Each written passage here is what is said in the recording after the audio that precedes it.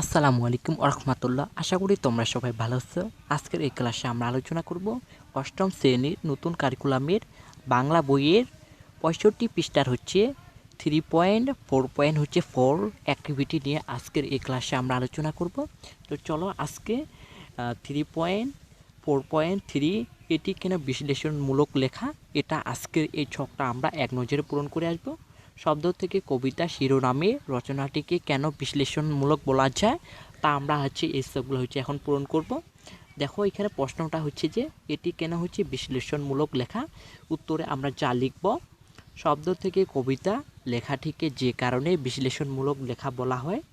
শব্দ থেকে কবিতা রচনায় লেখক কবিতা লেখার পর্যায়গুলো বিশ্লেষণ করে দেখিয়েছেন কেমন করে কবিতা রচনা করতে হয়। লেখক এখানে উৎপত্ত বিশ্লেষণ করেছেন, বিবরণ ও তথ্যর উপাত্ত দিয়ে ভিত্তি করে মতামত প্রকাশ করেছেন।